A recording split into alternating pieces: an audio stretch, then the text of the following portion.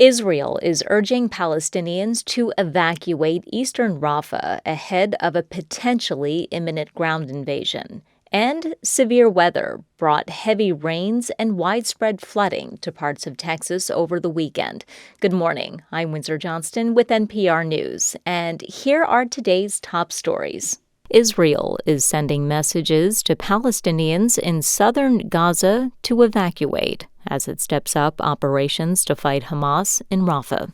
NPR's Michelle Kellerman reports more than 1 million Palestinian civilians are sheltering there with nowhere to go. The fear is palpable, says Scott Anderson, who's based in Rafah with UNRWA, the UN agency that aids Palestinians. People are very nervous. They don't want to get caught up in this conflict. I mean, the scale of death and injuries has already been horrific, and they just want to protect their families. Anderson says the UN will stay and continue to aid Palestinians, but he's worried about running out of fuel. He says UNRWA has only 1 day's reserve, and some key aid crossings are closed, a day after Palestinian militants fired rockets near the Kerem Shalom crossing, killing 4 Israelis. Michelle Kellerman, NPR News, Tel Aviv. President Biden is preparing to deliver a speech on antisemitism at the Holocaust Museum in Washington, D.C. on Tuesday.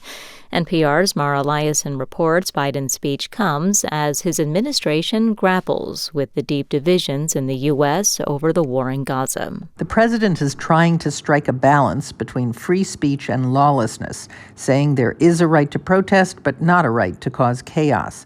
This is a fraught issue for Biden, who is losing support among young people because of his staunch support for Israel. Republicans and Donald Trump see a political advantage. They're using the protests and the recent upsurge in anti-Semitic incidents to make their larger argument that the chaos on college campuses, on the southern border, and around the world can only be solved by electing a strongman like Donald Trump. Mara Liasson, NPR News. Forecasters expect torrential rains to ease up after days of widespread flooding across Texas. Houston Public Media's Lucio Vasquez reports hundreds of people had to be rescued as floodwaters inundated many parts of the state. Heavy rains began late last week and continued to pummel the Houston area through the weekend. Harris County officials say that by Sunday evening, they had rescued more than 200 people and some 150 pets. Meanwhile, thousands in the region lost power. Jeff Linder is a meteorologist with Harris County's flood control district. We tried our best to nail down where we would get heavy rain and how much heavy rain. The location of the heavy rain actually was pretty good. Linder says despite the easing up on rainfall, nearby rivers will continue to be very high for the next few days. For NPR News, I'm Lucio Vasquez in Houston. The University of Mississippi says it's investigating a videotaped confrontation at a pro-Palestinian demonstration between a group of white counter-protesters and a black woman. NPR's Emma Bowman reports the school says the actions in the video conveyed hostility and racist overtones.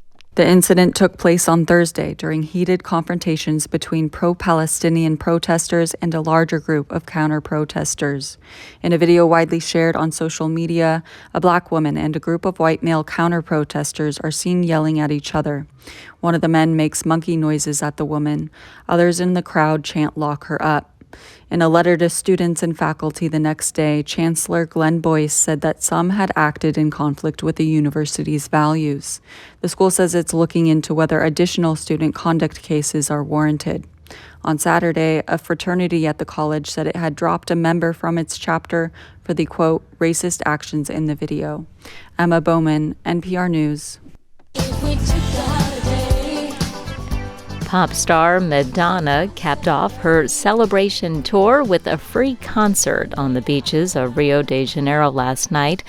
Officials estimate the crowd on Copacabana Beach was estimated at roughly 1.5 million people. The 65-year-old has racked up 12 #1 hits on the Billboard Hot 100 since 1983. Madonna kicked off her latest tour in October and has performed in dozens of cities throughout North America, Europe, and South America. I'm Windsor Johnston, NPR News in Washington.